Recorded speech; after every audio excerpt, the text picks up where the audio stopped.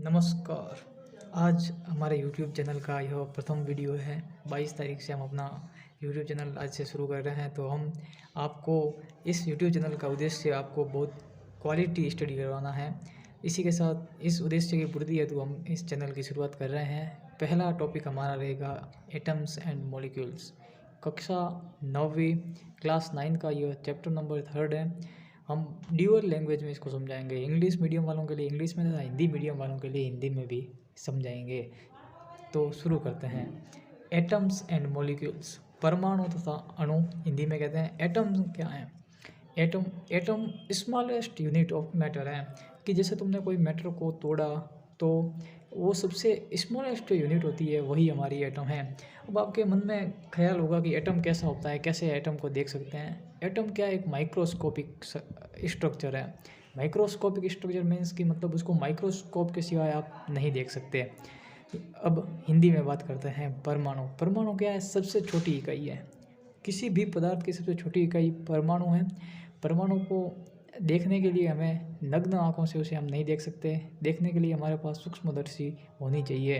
अब बात करते हैं आगे की। एटम्स वर्ड है जो कि ग्रीक वर्ड एटोमियो से ओरिजिनेट हुआ है। ग्रीक पहले क्या था, हमारे साइंस सब वर्ड ग्रीक से ओरिजिनेट हुए हैं। So it is a Greek originate word atomio. इसका क्या है? प्रीकर्सर वर्ड है। तो एटम सब एटोमियो से मिलकर बना हुआ है, जिसका अर्थ होता है अविभाज्य। इट मीन्स एटोमियो मीन्स इनडिविजिबल, मतलब उसको आगे ना तोड़ा जा सके। अच्छा, ये समझ में आया होगा आपको। तो यह मैंने स्लाइड तैयार की है। लिखा हुआ है कि atoms and molecules smallest unit of the matter originated from Greek word atomio which means indivisible. अब इसके बाद का टॉपिक जो कि इम्पोर्टेंट टॉपिक है और कई बार उससे क्वेश्चन आते हैं, Dalton's atomic theory. Dalton's atomic theory क्या है, पहले ये समझते हैं। डाल्टन एक बहुत ही बड़े साइंटिस्ट थे जिनका पूरा नाम जॉन डाल्टन था। डाल्टन ने क्या देखा कि मतलब जो भी अपना एटम है वो क्या है कि every matter in this world is consist atom. तो डाल्टन ने देखा कि हमारे आसपास जितने भी चीज़ें हैं वो किन से बनी हुई हैं, एटम या परमाणु से मिलकर बनी है। तो डाल्टन ने अपनी एक थ्योरी दे दी। डाल्टन्स एटॉमिक थ्योरी के पोस्टुलेट्स हर बार परीक्षा में आते हैं। सीबीएसई लेवल पर इसके एक क्वेश्चन तो आपको मिल ही जाएगा। पहली बात करते हैं तो इसकी पोस्टुलेट्स या अवधारणाओं की। तो first postulates of Dalton's atomic theory was that Dalton states that all matter is made up of by atom, कि हमारा प्रत्येक जो भी पदार्थ हैं वह किससे, परमाणु से मिलकर बना हुआ है। सेकंड उसकी पोस्टुलेट्स था कि all atoms are indivisible, means कि सब परमाणु क्या है, अविभाज्य है, मतलब उनको आगे और तोड़ा नहीं जा सकता। अब बात करते हैं किसी गिवन एलिमेंट है। मुझे कहा कि भाई हाइड्रोजन एक एलिमेंट है, उसके जब सब एटम कैसे होंगे, सेम होंगे। एग्जाम्पल लेते हैं अपन एक ईंट की और एक पत्थर की। ईंट को तोड़ेंगे तो उसका बुरादा होगा, तो वो कैसा दिखेगा, आइडेंटिकल दिखेगा। और पत्थर के रूप में आइडेंटिकल दिखेगा। दोनों ईंट और पत्थर का आपस में क्या लिखेगा, डिफरेंट। तो थर्ड पोस्टुलेट इसका यही था कि for given element atoms are same chemically and physically. And fourth इसकी पोस्टुलेट्स थी कि जो भी अपना डिफरेंट एलिमेंट जैसे हाइड्रोजन की बात कर लें, हीलियम्स की बात कर लें, तो इनके लिए क्या होते हैं, एटम्स डिफरेंट होते हैं। तो वापस एक बार आप देख लीजिए Dalton's atomic theory, who given this theory. Common बात है जॉन डाल्टन ने दी थी। पोस्टुलेट्स क्या क्या हैं इसके? फर्स्ट पोस्टुलेट्स है इसका all matter is made up of by atoms, की सभी जो अपने मैटर हैं वो किससे बने हुए हैं, एटम से बने हुए हैं। सेकंड उसका पोस्टुलेट्स था कि एटम्स आर इनडिविजिबल पार्टिकल्स, और हम एटम को न तो बना सकते हैं और न ही उसको नष्ट कर सकते हैं। अब बात करते हैं तो उसकी थर्ड थी कि सभी किसी गिवन एलिमेंट के सभी एटम्स क्या होंगे, आइडेंटिकल होंगे, और डिफरेंट एलिमेंट के लिए एटम क्या होंगे, डिफरेंट होंगे। तो ये थी अपनी डाल्टन्स एटॉमिक थ्योरी। तो इसका फिफ्थ पोस्टुलेट था कि वी कैन नॉट क्रिएट और डिस्ट्रॉय एटम्स, कि एटम्स को हम ना तो बना सकते हैं ना ही नष्ट कर सकते हैं। अब बात करते हैं कि इसके 6 पोस्टुलेट्स है वो कि बहुत ही इंपॉर्टेंट है, मोस्ट इंपॉर्टेंट, इसको मैं कर लेता हूँ। यह करने के बाद ही मैं आपको लॉ ऑफ केमिकल कंबन्स बताऊंगा कि लॉ ऑफ केमिकल कॉम्बिनेशंस कैसे होंगे। अब बात करते हैं atoms combines in the small ratio to form compound, means कि एटम्स क्या होते हैं, होल नंबर है। जैसे होल नंबर क्या हो गए 0 टू इन्फिनिटी, तो एटम्स क्या होते हैं कि स्मॉल होल नंबर में क्या होते हैं, कंबाइंड होते हैं। जैसे मेरे पास हाइड्रोजन के 2 एटम्स थे, ऑक्सीजन का 1 एटम था, दोनों कंबाइंड हुए और क्या बना दिया, H2O, वाटर बना दिया। तो ये क्या हुआ, कंपाउंड हुआ वाटर। इसमें एटम्स का क्या रेशियो है, 2:1। रेशियो क्या है, सिंपल रेशियो है, और होल नंबर का है, ये बात है। तो 7th इसका पोस्टुलेट था, the relative number and kind of atoms are constant for a compound. इसी एग्जांपल को हम देखते हैं, क्या कह रहा है, the relative number and kind of atoms are constant for a compound. जैसे मैंने H2O लिया, H2O भले यह कहीं से भी लिया हो, यह आपने H2O या जल बारिश का लिया हो, या बहती नदी का लिया हो, या बादलों से बहता हुआ जल लिया हो, कहीं से भी लिया हो, उसमें हाइड्रोजन एटम्स 2 होंगे और 1 ऑक्सीजन एटम होगा, यह फिक्स है। तो इस प्रकार से हमने डाल्टन्स एटॉमिक थ्योरी पढ़ ली है। आपके जो NCERT बुक है उसमें ये दिया हुआ है, पहले आपको एटम्स के बारे में बताया गया है, उसके बाद आपको लॉ ऑफ केमिकल कॉम्बिनेशंस बताए गए हैं, और उसके बाद डाल्टन्स एटॉमिक थ्योरी बताई गई है। पर मैंने आपके लिए बहुत ही बढ़िया तरीके से इस एटम्स के बाद जस्ट बाद डाल्टन्स एटॉमिक थ्योरी बता दी, जिससे आपको अब यह सरल लगेगा, आगे का जो भी कॉम्बिनेशंस के नियम हैं वो आपको बहुत सरल लगेंगे, क्योंकि एटम्स क्या है वो पता होना ज़रूरी है। उसके बाद ही हम लॉ ऑफ केमिकल कॉम्बिनेशन पढ़ सकते हैं। तो वापस अपन देखते हैं क्या कह रहा है, वी कैन नॉट क्रिएट और डिस्ट्रॉय एटम्स, कि हम एटम्स को ना तो क्रिएट कर सकते हैं ना ही डिस्ट्रॉय कर सकते हैं। उसके बाद बात करते हैं तो atom combines in the small ratio to form compound, बता दिया है आपको। The relative numbers and kind of atoms are constant for a compound, ये मैंने बता दिए हैं। इसी थ्योरी के बेसिस पर 2 केमिकल कॉम्बिनेशंस हैं के लॉ हैं वो भी डिस्कस करेंगे। जैसा कि मैंने आपको डाल्टन्स एटॉमिक थ्योरी पढ़ाई थी, उसके बाद मैंने कहा था कि लॉ ऑफ केमिकल कॉम्बिनेशंस इसके बाद ही मैं पढ़ाऊँगा। तो अपन अब शुरू करते हैं लॉ ऑफ केमिकल कॉम्बिनेशंस। इसमें पहला है law of conservation of mass. Hindi medium के बच्चों के लिए ये होता है द्रव्यमान संरक्षण का नियम।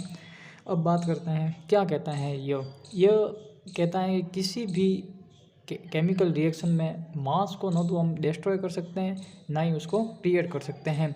जैसे अब एग्जांपल कहते हैं, आप कहते होंगे कैसे मास को ना तो अपन डिस्ट्रॉय कर सकते हैं ना ही क्रिएट कर सकते हैं, कैसे।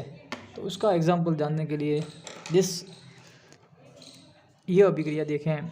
जैसे मैंने लिया C+O2, जिससे मिलकर बना है हमारा CO2, जिसे कार्बन डाइऑक्साइड कहते हैं। अब बात करते हैं मास ऑफ कार्बन एटम कितना होता है, जनरली 6 यूनिफाइड। कितना होता है 6 यूनिफाइड। ऑक्सीजन का 1 एटम का कितना होता है 12 यूनिफाइड। ऑक्सीजन के 1 एटम का कितना होता है 16 यूनिफाइड। देन दिस एग्जांपल आपको समझना होगा C+O2, इससे क्या बनता है CO2, इसे कार्बन डाइऑक्साइड भी कहते हैं। पूर्व में मुझसे ये 16 ऑक्सीजन की जगह 12 कार्बन का मैंने लिख दिया था। अब बात करते हैं तो कार्बन का जो एटॉमिक मास होता है 12 यूनिफाइड होता है, एक ऑक्सीजन एटम के लिए कितना होता है यह 16 यूनिफाइड होता है। अब बात करते हैं तो यहाँ पर कितने ऑक्सीजन एटम्स है हमारे पास 2 × 16 करेंगे तो ये कितना हुआ अपने पास, लेफ्ट हैंड साइड की बात करते हैं तो ये कितना हुआ अपने पास 2, 12 and 32, it means 44 and this CO2 will create 44। तो हमने जितना लिया था उतना ही हमें क्या मिल रहा है, वापस मिल रहा है। इसका मीन्स क्या रहा, हमारा मास तो क्या रहा, कांस्टेंट रहा, या मास तो क्या रहा, कंजर्व रहा। तो इसीलिए हम कहते हैं कि मास कंजर्व रहता है किसी भी केमिकल रिएक्शन में। और इस जो कॉम्बिनेशन का अपना रूल है, इसको डाल्टन्स एटॉमिक थ्योरी के कौन से पोस्टुलेट से डिफाइन किया जा सकता है। यह आपकी एनसीईआरटी का क्वेश्चन है और मैंने आपको इसकी पूर्व स्लाइड में ये बता दिया था, ये क्वेश्चन पूछा जा सकता है। अब दूसरा नियम पढ़ेंगे केमिकल कॉम्बिनेशन का, जो कि है इम्पोर्टेंट माना जा सकता है इसको, law of constant proportion. Law of constant proportion क्या कहता है, मैंने आपको बताया था अभी कि जैसे ये कहता है कि किसी भी केमिकल सब्सटेंस में जो अपने एटम्स का मास रेशियो होता है वो ऑलवेज इक्वल होता है। एटम्स का मास रेशियो ऑलवेज इक्वल होता है। अपन को ये एक एग्जांपल के द्वारा समझना पड़ेगा। जैसे कि अपन एग्जांपल लेते हैं H2O का ही ले सकते हैं, CO2 का ले सकते हैं, जनरली NH3 का भी ले सकते हैं। अब बात करते हैं तो H2 ये क्या है, केमिकल सब्सटेंस हो गया। इसमें अपन बात करते हैं तो हाइड्रोजन का मास कितना होता है 1 यूनिफाइड। कितने हाइड्रोजन है 2, तो कितना हो गया 2 × 1 2 हो गया ये। और ऑक्सीजन का कितना होता है 16। H2 का टोटल मॉलिक्यूलर वेट कितना हो गया 18। बात करते हैं हाइड्रोजन तथा ऑक्सीजन के मास रेशियो की बात करते हैं तो हाइड्रोजन का मास कितना हो गया टोटल 2, रेशियो ऑक्सीजन का टोटल कितना हो गया 16। 2:16 इट मीन्स 1:8। यह मास रेशियो एटम्स का इस केमिकल सब्सटेंस H2O में हमेशा इक्वल रहेगा। चाहे H2O आप कहीं से भी लीजिए, चाहे आपने टाँके से लीजिए, चाहे कहीं से भी लीजिए, बारिश का जल हो कहीं से भी लीजिए। अब बात करते हैं CO2 का। CO2 कार्बन का अपना एटॉमिक मास होता है 12 यूनिफाइड। ऑक्सीजन का कितना होता है अपने 16 यूनिफाइड। यहाँ कितने हैं 2 ऑक्सीजन है तो ये कितना हो जाएगा अपना 32। अब कार्बन एंड ऑक्सीजन के मास रेशियो की बात करते हैं।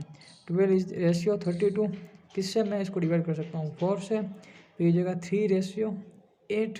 तो इट मीन्स कि कोई कहाँ से भी CO2 निकले, चाहे वो भली अंतरिक्ष से किसी कोने से निकले, उसमें CO2 में कार्बन एंड ऑक्सीजन का जो रेशियो रहेगा वो 3:8 रहेगा। अब आपके लिए मैं एक होमवर्क डालता हूँ NH3 का मास रेशियो। NH3 में मास रेशियो बताइए नाइट्रोजन एंड हाइड्रोजन का। ठीक है, वापस एक बार देख लेते हैं लॉ ऑफ कांस्टेंट प्रोपोर्शन। इसमें क्या कहता है, in a chemical substance mass ratio of elements are always equal. ये मैंने आपकी एनसीईआरटी की लाइन लिखी है, जो क्या कहती है आपको समझ में आ जाएगी। इन अ केमिकल सब्सटेंस जैसे H2O ले लिया, the elements are always present in definite proportion by mass. कि किसी कॉन्स्टेंट्स किसी केमिकल सब्सटेंस में elements are always present in definite proportion, मतलब कि एक फिक्स प्रोपोर्शन में ही प्रेजेंट होके, जो कि मैंने आपको एग्जाम्पल के द्वारा बता दिया है, आप इसे याद रखना। अब आगे बात करते हैं साइज ऑफ एटम्स। मैंने आपको पहले बताया था कि एटम्स क्या होते हैं, एक माइक्रोस्कोपिक स्ट्रक्चर है। मीन्स कि माइक्रोस्कोपिक स्ट्रक्चर है, इट मीन्स कि हम इसको माइक्रोस्कोप से देख सकते हैं, सीधे हम नहीं देख सकते हैं। एटम्स की साइज़ की बात करते हैं तो अपन जनरली इसको एक एंगस्ट्रॉम कहता है, मतलब 10⁻⁻10 मीटर। पर आपकी जो एनसीईआरटी बुक है उसमें 10⁻⁹ metre it equal to 1 nanometre. It means कि अपन का जो यह 1 मीटर होता है ना, उसका भी अरबवा से भी ऊपर का हिस्सा एटम्स होता है। अपन ये बात करते हैं तो इस जो भी मटेरियल है ये अपना किससे बना हुआ है, सेल्यूलोज से बना हुआ है। इसमें भी बहुत एटम होंगे पर वो हमें दिख नहीं पा रहे हैं। इन्हें देखने के लिए हमें किसकी रिक्वायरमेंट होती है, हमें रिक्वायरमेंट होती है इन्हें देखने के लिए हमें माइक्रोस्कोप की।